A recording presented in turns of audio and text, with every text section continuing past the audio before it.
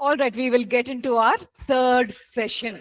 और ठीक है, हम तीसरे सत्र में चल रहे हैं।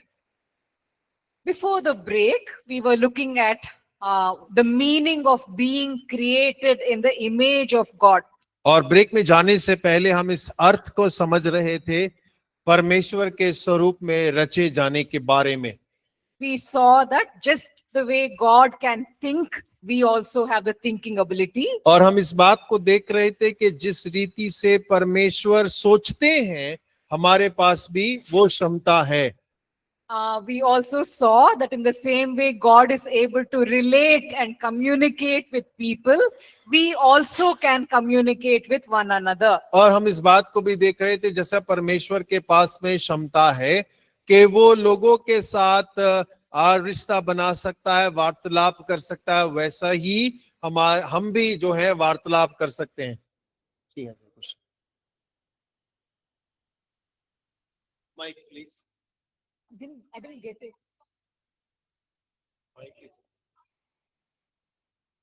Do you understand? We can't put the fan over here so the voice just goes.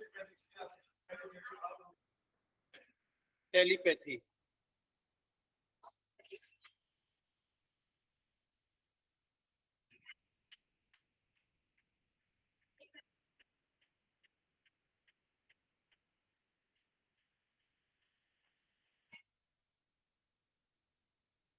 Telepathy. Yeah. Okay, the question being asked by someone is, when God relates to us, he relates telepathically.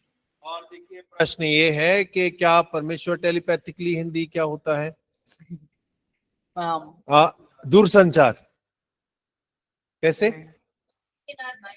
और क्या परमेश्वर हमारे मनों में बात करता है? So the question is, can humans also talk to each other through their mind? और देखिए, प्रश्न ये पूछा गया है कि जैसे परमेश्वर हमारे मन में हमसे बात करता है, तो क्या मनुष्य भी दूसरे के मन से मन बात कर सकता है? It's not directly connected to the topic that we are discussing right now. और ये जो विषय हम जिस पे चल रहे हैं, इससे तो कोई रिश्ता नहीं है इस प्रश्न का।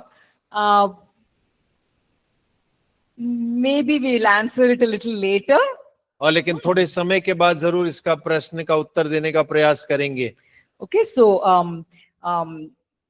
here it's just talking about how God relates with us.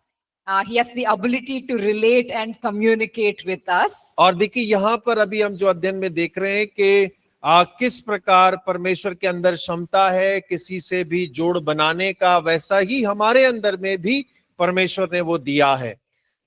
We also see that in the same way God has an understanding of right and wrong, we also have an understanding of right and wrong. और हम इस बात को भी देखते हैं कि जैसे परमेश्वर के अंदर में सही और गलत समझने की ताकत है, वैसे ही हमारे अंदर भी सही और गलत का चुनाव करने की क्षमता है। So all these things we have in common with God, because like God we are also spirit beings. और ये सब चीजें एक समान है परमेश्वर के जैसे, जो उसमें है वो हम में है, क्योंकि हम लोग भी परमेश्वर के समान आत्मिक प्राणी हैं। So in the same way God, who is a spirit being, has got certain qualities, we also have those same qualities. और बिल्कुल वैसे ही जैसे परमेश्वर एक आत्मिक प्राणी होने के नाते उसके अंदर कुछ योग्यताएं हैं, वैसे ही हमारे अंदर भी कुछ पाए जाते हैं। So when God communicates with people, he basically communicates with the spirit of the person. और जब परमेश्वर किसी व्यक्ति से वार्तालाप करता है, तो परमेश्वर उसकी आत्मा के द्वारा उससे वार्ता करता है। God is a spirit being, human beings are spirit beings. परमेश्वर आत्मा है और मनुष्य जो है वो भी एक आत्मिक प्राणी है। So communication happens from spirit to spirit. और जो परमेश्वर का जो वार्तालाप है वो आत्मा से आत्मा में होता है।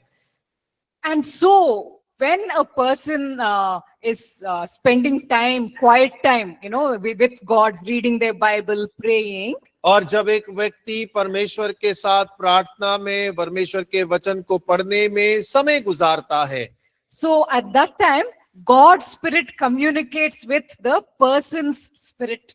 तब उस समय परमेश्वर का आत्मा मनुष्य की आत्मा के साथ में वार्तालाप करता है।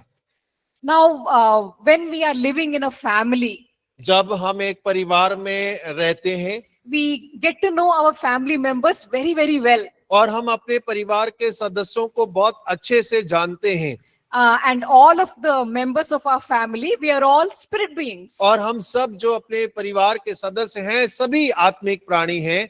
And because we have lived together for so many years, और क्योंकि हम बहुत सालों से एक साथ रह चुके हैं, we are able to understand each other very well. और हम एक दूसरे को बहुत अच्छे से समझ पाते हैं। If my mother puts a long face, और यदि मेरी माँ लंबा उदास चेहरा बना लेती है, I immediately sense in my spirit what she's thinking, what she's feeling. और मुझे तुरंत अपने आत्मा में पता चल जाता है कि वो क्या सोच रही है या क्या महसूस कर रही है। Because there is a bonding which has happened between her spirit and my spirit, because we are spirit beings. और क्योंकि हम आत्मिक प्राणी हैं तो हमारी आत्माओं के अंदर में एक दूसरे से जुड़ाव है। Couples who have been married for many, many years, और ऐसे जोड़े जिनके विवाह वर्ष बहुत ज्यादा हो जाते हैं, they know each other so well. और वो एक दूसरे को इतने अच्छे से जानते हैं, If the husband starts a sentence, the wife will finish the sentence. और पति केवल एक आ शुरू करता है, पत्नी जो है ज्ञा तक पहुंचा देती है। So that's because their spirits have bonded together. और क्योंकि उन दोनों का आत्मा में बहुत ज्यादा जोड़ है, बंधे हुए हैं एक दूसरे से। So there is bonding which happens between people because of the spirits. और देखिए जो लोगों के अंदर जो जुड़ाव होता है, आकर्षण होता है, उस आत्मा की वजह से होता है। So yes, there is spirit to spirit communication which happens. और हाँ, जरूर आत्मा से आत्मा में वार्तालाप होता है। But when we are talking about telepathy, we are jumping into some other territory. और लेकिन जब हम टेलीपैथी की बात करते हैं तब हम दूसरे की सीमा के अंदर में घुसते हैं। When we are talking about telepathy, we are talking about being able to read somebody else's mind. और देखिए जब हम टेलीपैथी की बात करते हैं तो हम बात करते हैं कि हम किसी के मन को पढ़ रहे हैं, विचारों को पढ़ रहे हैं। So if I say that I am a psychic who has telepathic powers, psychic, that's what is coming up in the world today, right? They talk about psychics who can read people's minds and they can communicate. और यदि आप like a witch, not exactly a witch, but something like that. और यदि आप दूसरे के दिमाग को पढ़ सकते हैं तो ये एक प्रकार का जादू कह सकते हैं, जादू टोना, मनोविज्ञान, मनोविज्ञान कहते हैं। That's what she's using the word psychic. Psychic, In a lot of मनोचिकित्सक।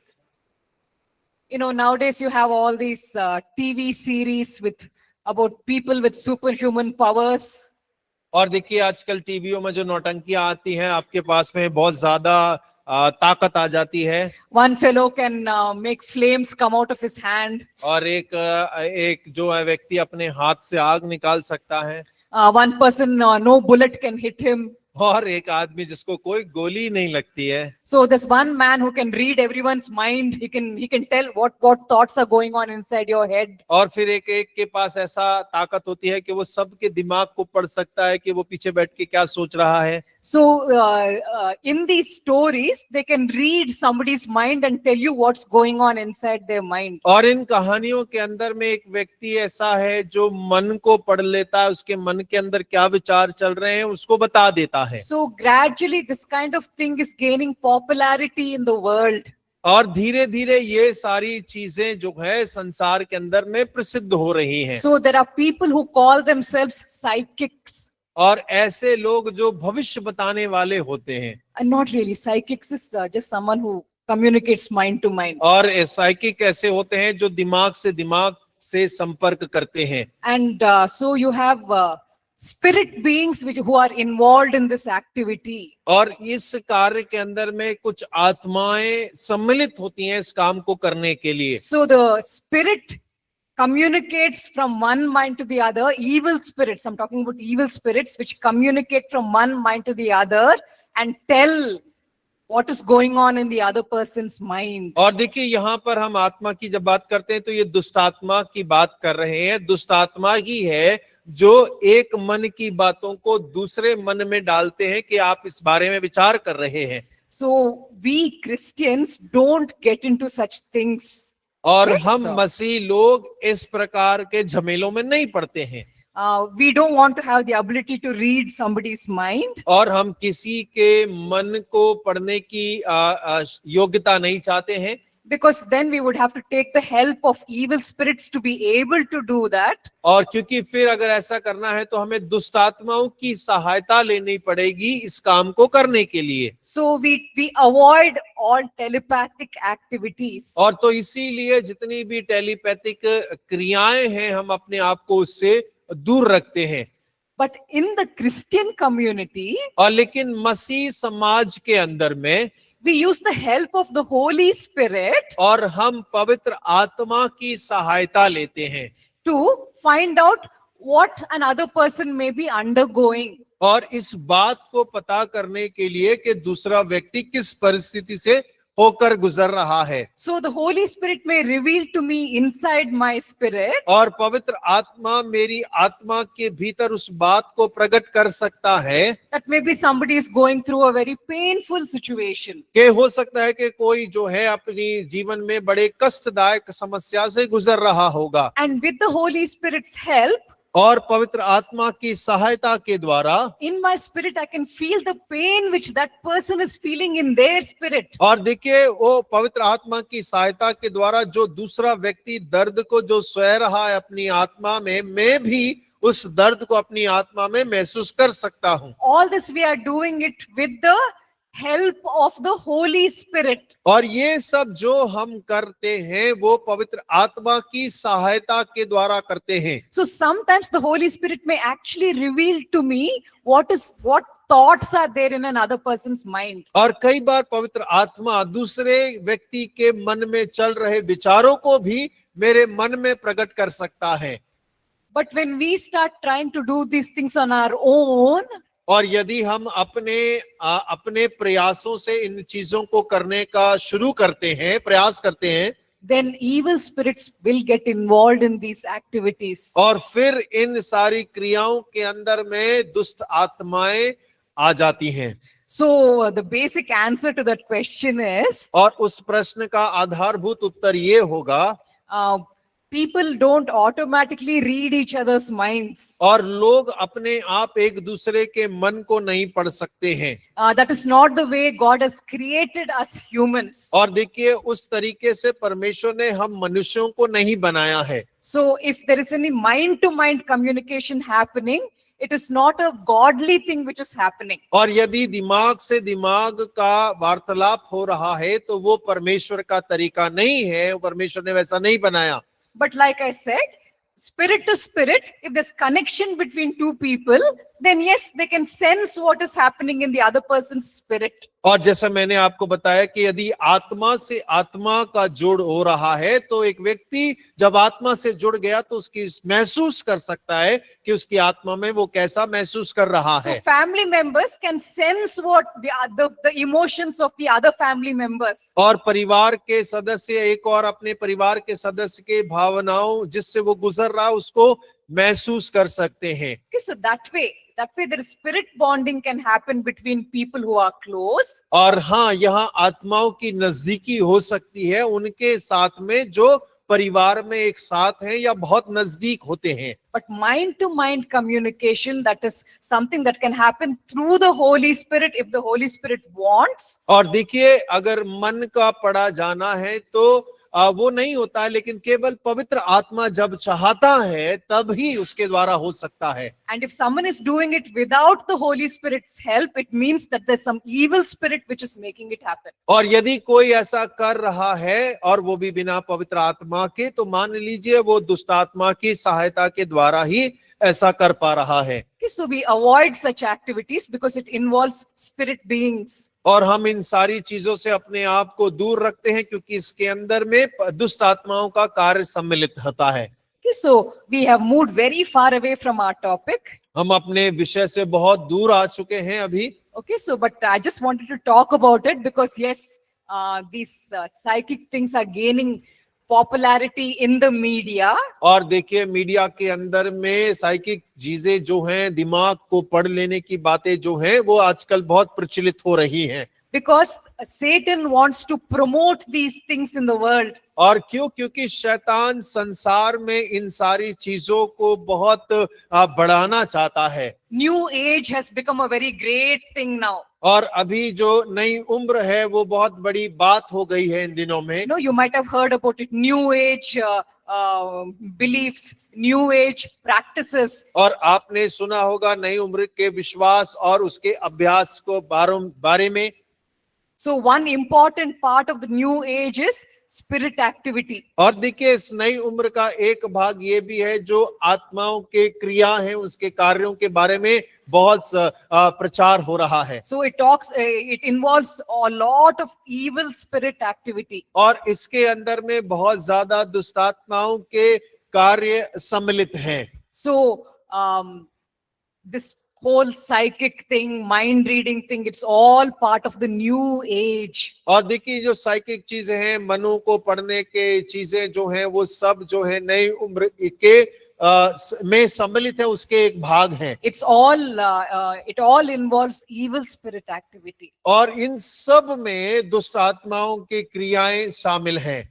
We must stay with the Holy Spirit only. और हमें केवल पवित्र आत्मा के साथ ही बने रहने की आवश्यकता है। We don't want any of the special powers which these people are claiming.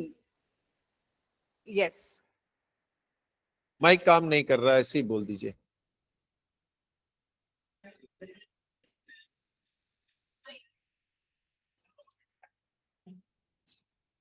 चालू हो गया।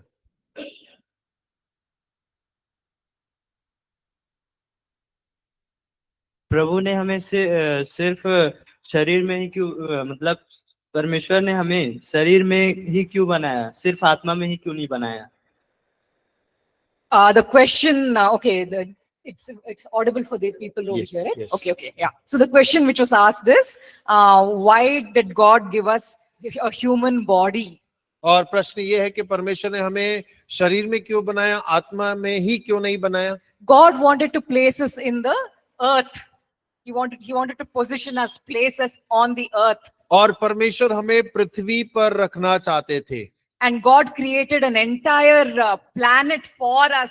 और परमेश्वर ने पूरी की पूरी ग्रह को केवल हमारे लिए बनाया था। The animals, the birds, the plants, everything is for us He made. और परमेश्वर ने पक्षियों को, जानवरों को, पेड़ पौधों को केवल हमारे लिए ही बनाया। And so we need a human body to be able to enjoy these things. और तो हमें एक मानवीय शरीर की आवश्यकता थी कि इन सारी चीजों का हम लाभ उठा सकें। In God's eyes, our human body is very important. और देखिए, परमेश्वर की नजर में हमारी मानवीय देह बहुत महत्वपूर्ण है।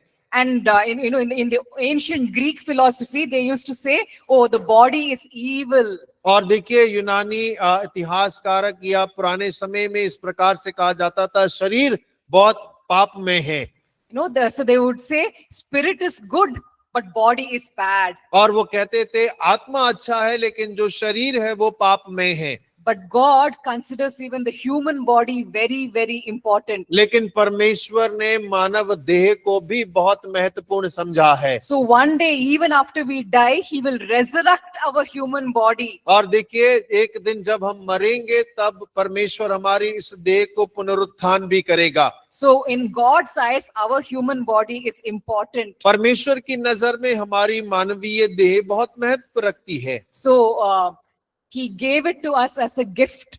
और परमेश्वर ने हमें एक तोहफे के रूप में दिया है। We are able to enjoy biryani because we have a human body. और हमारे पास ये शरीर है, इसीलिए बिरयानी का आनंद उठा पा रहे हैं। Okay, so it's a gift that God has given us. और ये एक तोहफा है जो परमेश्वर ने दिया है। And the body is so important to God that one day, even after we die, He will resurrect it. और देखिए, शरीर परमेश्वर के लिए इतना की महत्वपूर्ण है कि जब हम मर जाएंगे तो परमेश्वर दूसरे आगमन में उसे पुनरुत्थान भी करेगा। Okay, so now onwards, if there is any question connected directly to our subject, you ask that, not other questions. और अभी अगर हमारे इस विषय से संबंधित कोई भी प्रश्न है वही पूछिएगा, अन्यथा बाकी प्रश्न ना करें। Because we don't have time, that's the reason. और कारण क्या है? क्योंकि हमारे पास समय की बहुत कमी है। Okay, human beings have something called human consciousness. और देखिए, मानव जो है उसके पास में विवेक करके कोई चीज होती है। He has an awareness of who he is. और उसके पास में इस बात के बारे में वो जागृत है कि वो कौन है। So human beings, they are aware that I exist, I am real. We have an awareness. और मानव के पास में इस बात की जागृति है, उसे ज्ञात है कि मैं हूँ, मैं जिंदा हूँ, मैं मनुष्य हूँ। In the same way, animals also have a consciousness. और देखिए, उसी रीति से जानवरों के अंदर में भी विवेक होता है। So people who don't believe in the existence of God, they say, और जो लोग परमेश्वर के अस्तित्व में विश्वास नहीं करते हैं, वो लोग यूं कहते हैं, they say, animals have a consciousness. और वो कहते हैं कि जानवर के अंदर में विवेक है। It's because of all the chemical processes in the brain which creates awareness. और वो कहते हैं क्योंकि दिमाग के अंदर में जितने भी केमिकल पाए जाते हैं उसके कारण उनके अंदर में विवेक उत्पन्न होता है। In the same way, for humans also, there are chemical processes going on inside the mind. और उसी प्रकार से मानवीय दिमाग के अंदर में भी बहुत सारी चीजों, केमिकल्स के चीजें होती हैं। So everyone, animals and humans, we are all animals. और वो कहते हैं कि जानवर और मनुष्य, हम सब जानवर हैं।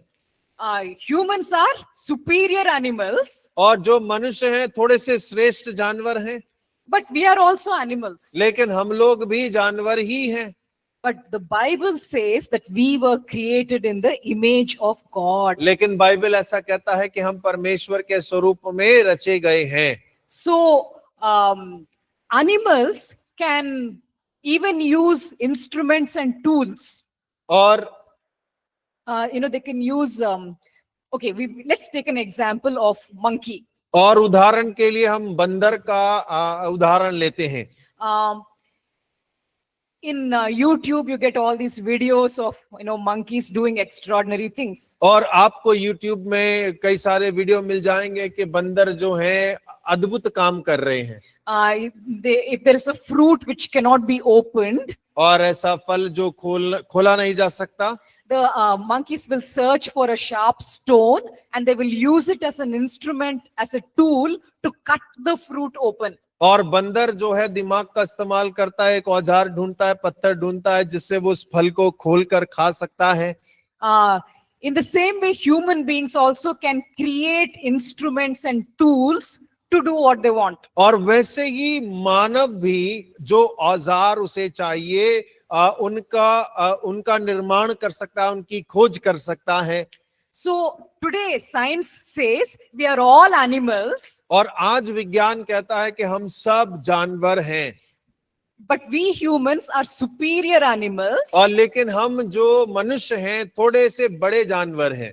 Because we can create very complex instruments and tools. और क्योंकि हम जो हैं बड़े ही विचलित औजारों को, उपकरणों का खोज कर पाते हैं। a monkey uses a sharp stone. और बंदर तो एक पेने औजार का इस्तेमाल करता है। We, on the other hand, we can make knives, we can make swords, we can make bombs. You know, we are superior animals. और हम जो बड़े जानवर हैं, तलवार बना सकते हैं, छुरी बना सकते हैं, बम बना सकते हैं। But what they fail to understand is the human consciousness is very different from animal consciousness. और देखिए, एक ही चीज जिसको समझने में वे असफल हो गए हैं, वो ये है कि मनुष्य के अंदर जो विवेक है वो पूरी रीति से जानवरों के विवेक से अलग है। Have you ever seen a monkey sitting on a tree? क्या कभी आपने बंदर को पेड़ पर बैठे देखा है? Have you seen it thinking in its mind? और क्या आपने देखा कि वो विचार करता है, Who am I? मैं कौन हूं, What is my future? मेरे भविष्य का क्या होगा? Has any animal been able to think like that? क्या कोई जानवर ये सोच पाता है मैं कौन हूं, मेरे भविष्य का क्या होगा? All the chemical processes in its mind, और देखिए, उसके दिमाग के अंदर में जितने भी केमिकल है, उसके अंदर में क्रियाएं तो हो रही हैं, it's not able to ask that one simple question, who am I? What is my future? और वो एक साधारण सा प्रश्न नहीं कर पा रहा है कि मैं कौन हूं और मेरा भविष्य क्या है। On the other hand, you take the example of a beggar. और दूसरे उदाहरण ले लीजिए, एक भिखारी का उदाहरण लेते हैं। A beggar who has never gone to school, never got an education. और एक भिखारी जो कभी विद्यालय नहीं गया, जिसने कभी पढ़ाई लिखाई नहीं किया, He doesn't know how to read and write. और उसे पढ़ना लिखना बिल्कुल नहीं आता। Even that beggar, he will ask questions. और देखिए, वो भिखारी भी प्रश्न कर पाएगा। He will ask himself, is there a God? और वो अपने आप से प्रश्न करता है, क्या ईश्वर है? If I pray to God, will he answer me? क्या मैं ईश्वर से प्रार्थना करूंगा तो वो मुझे उत्तर देगा? Tomorrow if I die, where will I go? और कल यदि मैं मर जाता हूं तो मैं कहां जाऊंगा?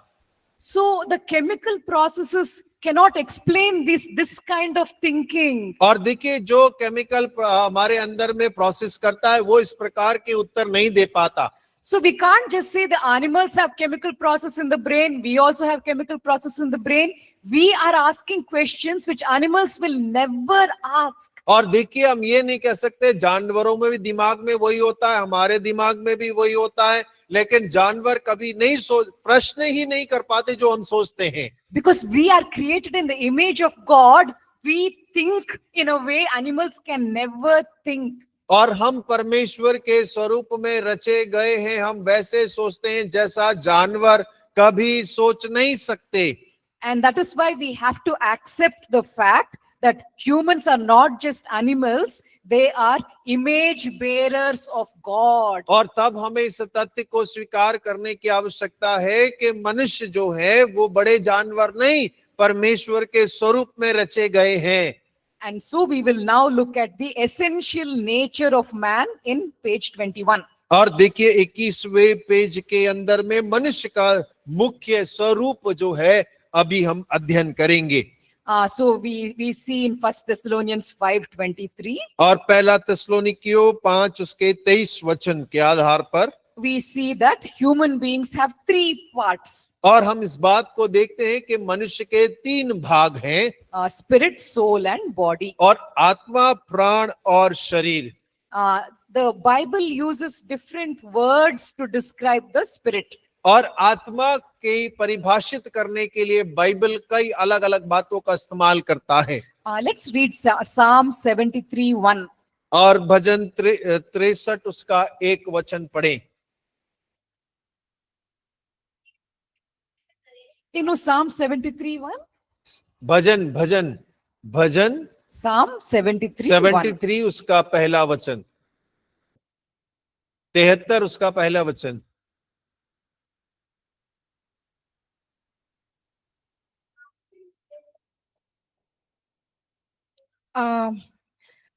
भजन संहिता 73 verse 1। Okay, did I get it wrong? Is it the one which says that, God is good to Israel, to those who are pure in heart? Yes, सचमुच इज़राइल के लिए अर्थात शुद्ध मन वालों के लिए परमेश्वर भला है। Here it's talking about the pure in heart.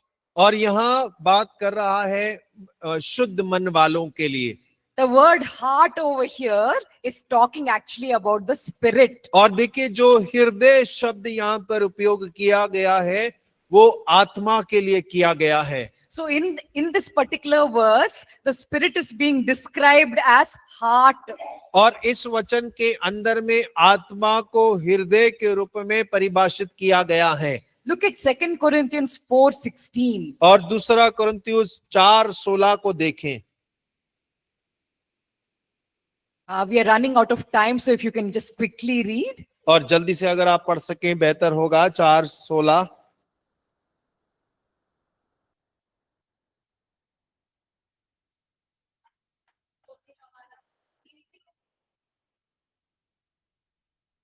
So here the spirit is being described as inward man. और देखिए यहाँ पर आत्मा जो है भीतरी मनुष्य के रूप में दर्शाया गया So है। different words are used in the Bible to describe the spirit. और बाइबल में अलग अलग शब्दों का इस्तेमाल किया गया है आत्मा को परिभाषित करने के लिए।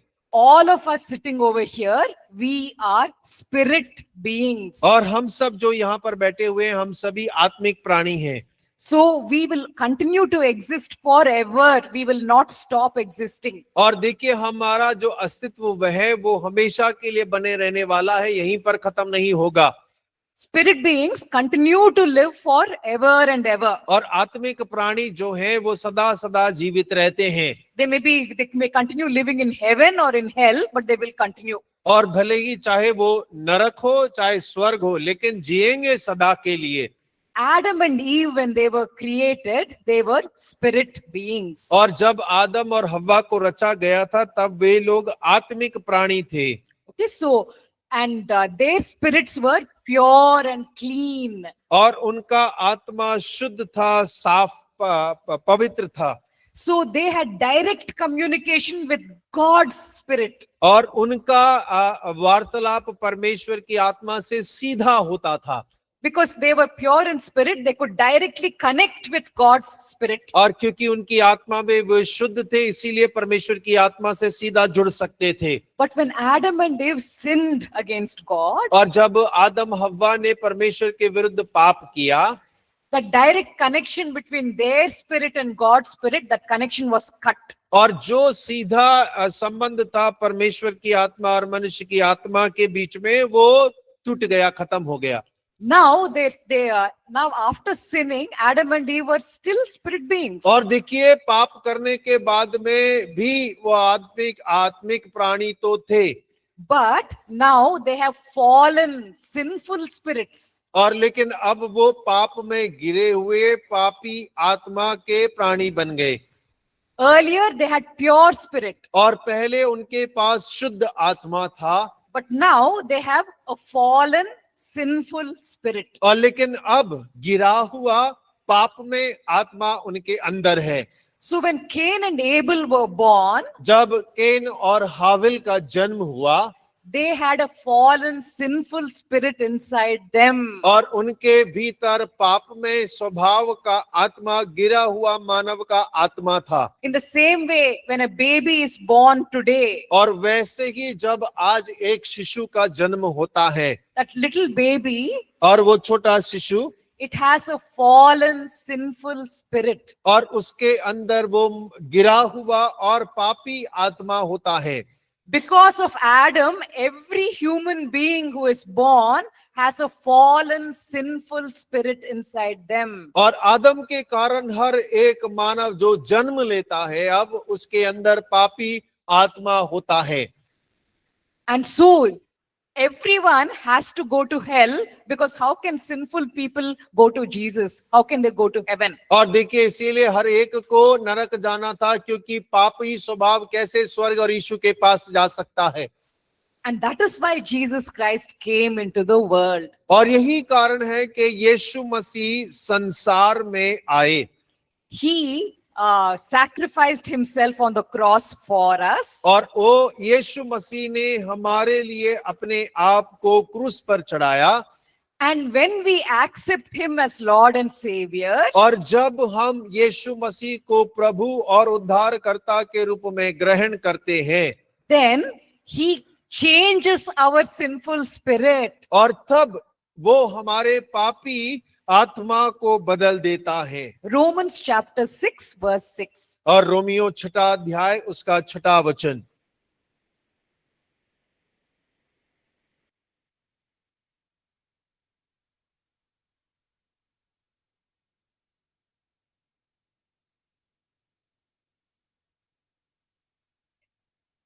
In this verse, it says that our old self was crucified with Jesus. और वचन कहता है कि हमारा पुराना स्वभाव मसीह यीशु के साथ क्रूस पर चढ़ाया गया। This fallen sinful spirit which the person has, और एक व्यक्ति के पास जो पुराना स्वभाव जो गिरा या पापी आत्मा का है, that was crucified on the cross with Jesus. और वो यीशु के साथ क्रूस पर चढ़ाया गया है। And then once that sinful spirit is killed, crucified, और जब एक बार वो पापी स्वभाव और आत्मा क्रूस पर चढ़ा दिया गया, मार दिया गया, the Holy Spirit creates a new spirit. और पवित्र आत्मा एक नए स्वभाव को उत्पन्न करता है। 2 Corinthians 5:17. और दूसरा कुरिन्थियों 5 उसका 17 वचन।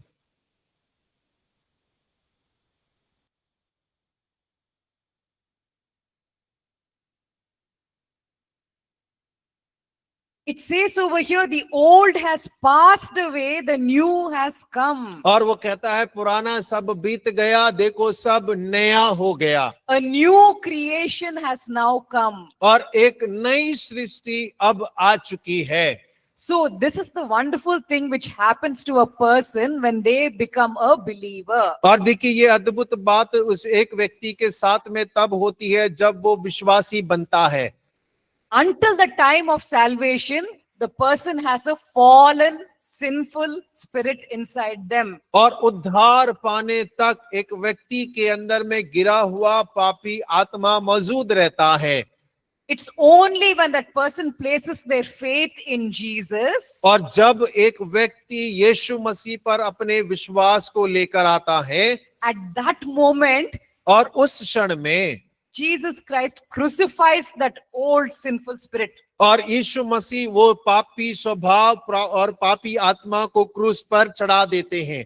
And then he creates a new spirit inside us. और उसके पश्चात वो हमारे भीतर एक नई आत्मा को उपजाते हैं। That is why in English we call believers born again Christians. और इसीलिए कहा जाता है कि हम नया जन्म पाए मसीह हैं। So believers no longer have a sinful fallen spirit inside them. और विश्वासियों के अंदर में गिरा हुआ पापी आत्मा अब मौजूद नहीं होता। Now we have a new living spirit. और अब हमारे अंदर में एक नया जीवित आत्मा मौजूद है। In this, the same kind of spirit which Adam and Eve originally had. और देखिए बिल्कुल वैसा ही जब आरंभ में आदम और हव्वा के अंदर में आत्मा मौजूद था, That new spirit is there inside us now. और वही नया आत्मा आज अब हमारे अंदर मौजूद है। Okay, so we are spirit beings with a new spirit. और हम एक आत्मिक प्राणी हैं एक नई आत्मा के साथ में। And we have two things. और हमारे अंदर दो चीजें हैं।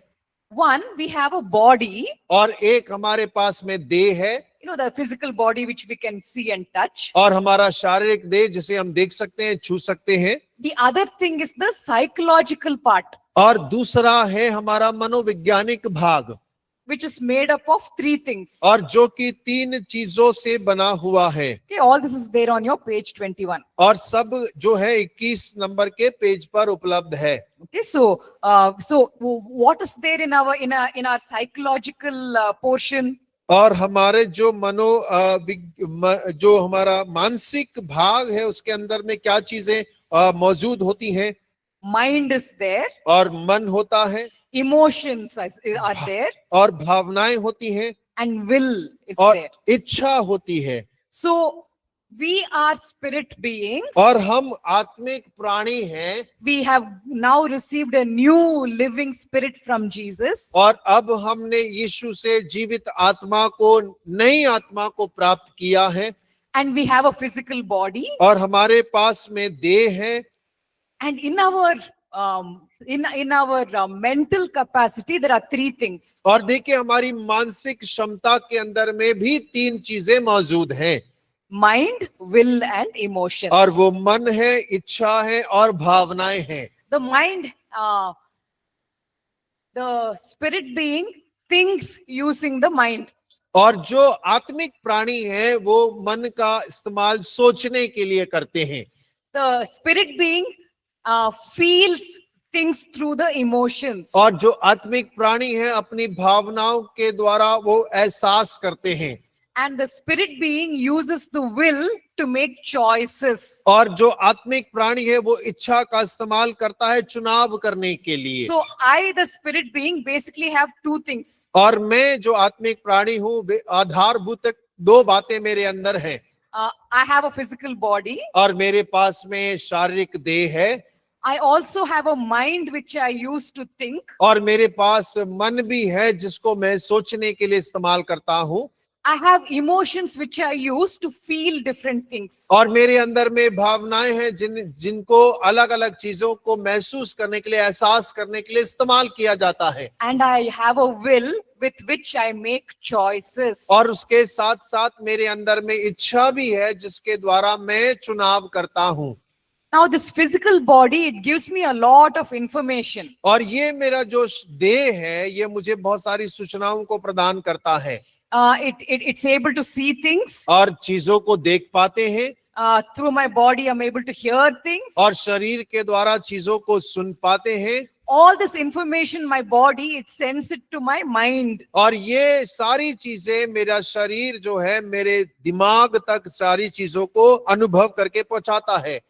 Now my mind has to decide whether this is good information or bad information. और अब मेरे दिमाग को ये निर्णय करना होता है कि ये सही सूचना है या गलत है. And my mind has to decide what it's going to do with this information. और मेरा दिमाग ही इस बात का निर्णय करता है कि जो सूचना मुझे प्राप्त हुई है उसके द्वारा मुझे करना क्या है. Let's look at Romans chapter 12 verse 2. और रोमियो 12 उसका दूसरा वचन पढ़े.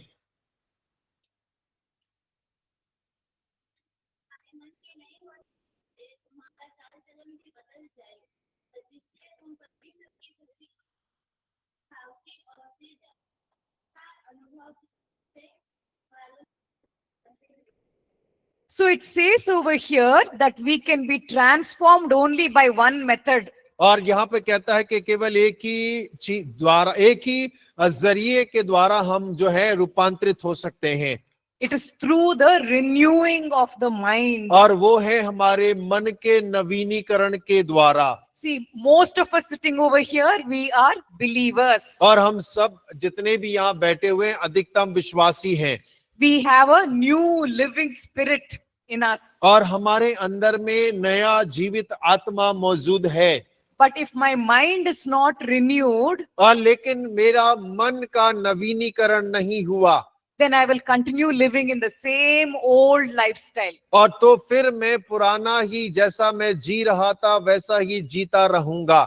So the important thing is to renew my mind every day. और महत्वपूर्ण ये है कि प्रतिदिन मैं अपने मन का नवीनीकरण करता जाऊं. If my mind is not changing every day, then I will continue in the same sinful habits. और यदि मेरा मन प्रतिदिन नवीन नहीं हो रहा है, नया नहीं हो रहा है, तो मैं पुरानी आदतों में, पुराने पापों में, पुराने तरीकों में जीता रहूंगा. Let's quickly use one example. और जल्दी से एक उदाहरण का इस्तेमाल करते हैं. Let's assume that I'm working in an office. और सोच लीजिए मैं एक कार्यालय में काम करती हूँ. And over there, one of my colleagues has purchased a new iPhone. और मेरे संगी साथी ने एक नया आईफोन खरीदा है. My body receives the information. और मेरे शरीर को उस बात की सूचना प्राप्त होती है. My eyes see the phone. और मेरी आंखों ने उस फोन को देखा. It looks very nice. और वो बड़ा अच्छा दिखता है. My ears can hear all the details which that lady is describing about the new features which are there in the phone. और वो महिला उस नए फोन के बारे में जितनी भी जानकारियां देती है, मेरा कान उसकी जानकारियों को सुन रहा है. So my body is collecting all the information about that phone. और मेरा शरीर उस फोन के बारे में जितनी सूचनाएं प्राप्त हो रही हैं सबको इकट्ठा कर रहा है. all this information is being sent to my mind. और ये सारी सूचनाएं मेरे मन को भेजी जाती हैं, And my emotions get very excited. और जो मेरे भावनाएं हैं वो बहुत ज्यादा उत्तेजित हो जाती हैं। I think, oh, what a wonderful phone this is, and I feel very happy. और मैं सोचती हूँ अरे कितना अच्छा फोन है, और मुझे बड़ी प्रसन्नता महसूस होती है। And then one thought comes inside my mind. और उसके बाद मेरे मन के अंदर में एक विचार आता है। I think nobody's over here in the office room right now. और मुझे ऐसा लगता है कि अभी इस ऑफिस रूम में कोई ऐसा नहीं है, So I can just quietly take this phone and put it in my bag. और चुपचाप से जाके इस फोन को उठा के अपने झोले में डाल लेती हूँ, Nobody will get to know. और किसी को पता नहीं चलेगा। What should I do now? और अब मैं क्या करूं? Depending on the condition of my mind, I will make a choice. और देखिए मेरे मन की स्थिति के अनुसार मुझे एक चुनाव करना है। If my mind is still the same old mind, I will steal. और देखिए अगर मेरा मन का नवीनीकरण नहीं हुआ है तो मैं चोरी करूंगी। But if I have been renewing my mind, then I will tell myself, no, I cannot sin against God. और यदि मेरे मन का नवीनीकरण हो चुका है तब मैं अपने मन से कहूंगी नहीं, मैं परमेश्वर के विरुद्ध पाप नहीं करूंगी चोरी करके। So you see, all of us, we have a new living spirit inside us. और देखिए हम सबके भीतर में नया आत्मा, जीवित आत्मा मौजूद है। But if the mind has not been renewed, और यदि हमारे मन का नवीनीकरण नहीं हुआ है, I'll still be following the same old dirty habits. और मैं अभी भी उन्हीं पुरानी आदतों में, पुराने तरीकों में पड़ा ही रहूंगा। That is why in Romans 12:2 we are told, do not conform to the pattern of this world. और इसीलिए रोमी 12:2 में लिखा, इस संसार के सदृश ना बनो। The world is living according to a particular pattern. और संसार एक अपने तरीके से जीवन जीता है, We should not be living according to that pattern. और हमें संसार के अनुसार या संसार के सदृश जीवन नहीं जीना है। If the mind is not renewed, we will follow that worldly pattern. और यदि हमारे मन का नवीनीकरण नहीं होगा तो संसार के तरीके को हम अपनाते ही रहेंगे, उसके अनुसार हम चलते रहेंगे। We can listen to 100 sermons on the pulpit, और हम तो प्रति रविवार सैकड़ों संदेशों को सुन लेंगे मंच से, but if the mind is not renewed, मगर अगर हमारे मन का नवीनीकरण नहीं हुआ है, then we will automatically follow the pattern of the world. और फिर हम अपने आप ही संसार के तरीके को अपने जीवन में अपनाएंगे। Because from childhood we have been following the world's pattern. और क्योंकि बचपन से ही हम संसार के तरीके को अपने जीवन में अपनाते आ रहे हैं, So as long as the mind stays old, we will continue following that same habit, the same pattern. और जब तक हमारा मन पुराना है हम उसी पुराने तरीकों को अपनाएंगे और वैसा ही जीवन व्यतीत करेंगे। In 2 Corinthians 4:16, और दूसरा कुरिन्थियों 4:16 के अनुसार this is what it says. और ये कहता है, पढ़ सकते हैं दूसरा कुरिन्थियों 4 उसका 16 वचन।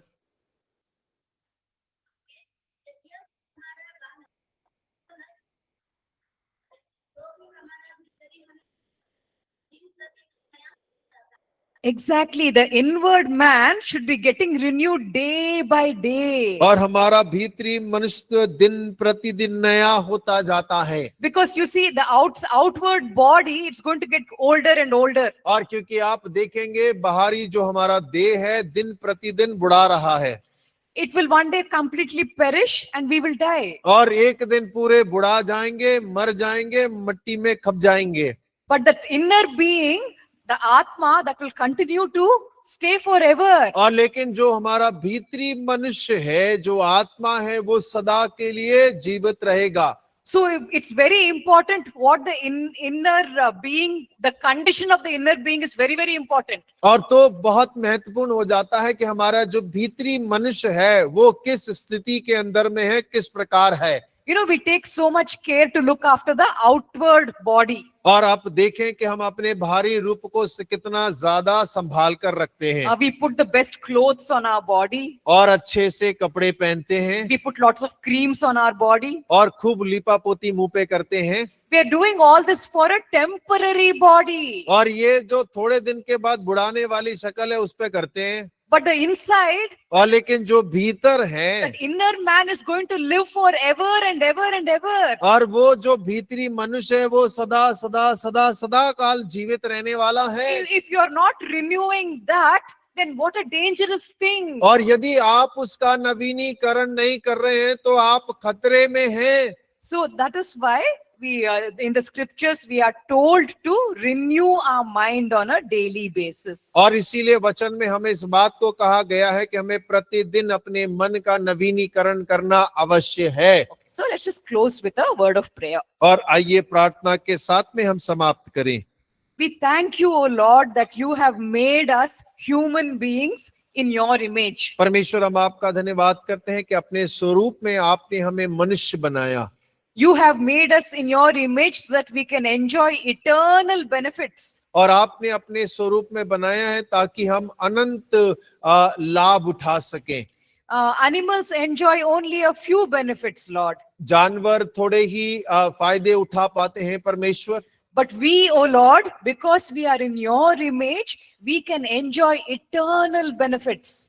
परमेश्वर हम मनुष्य हैं आपके स्वरूप में हैं, इसीलिए हम अनंत फायदों का लाभ उठा सकते हैं Help us, O Lord, to renew our minds परमेश्वर आप सहायता करिए कि हम अपने मनों का नवीनीकरण कर सकें so that one day we can enjoy all of those benefits. और ताकि एक दिन वो सारे लाभ जो आपने ठहराए हैं उसका हम आनंद मना सकें Help us, O Lord, to transform ourselves and not live like the world. और परमेश्वर आप सहायता करिए ताकि हमारा रूपांतरण हो सके हम संसार के समान उसके सदृश ना बन सके Thank you, O Lord, that you will guide us and help us. परमेश्वर आप धन्यवाद करते हैं आपका कि आप हमारी अगुवाई करेंगे और आप हमारी सहायता भी करेंगे Thank you, Lord. In Jesus' name, amen. धन्यवाद परमेश्वर यीशु के नाम से मांगते हैं आमीन Amen.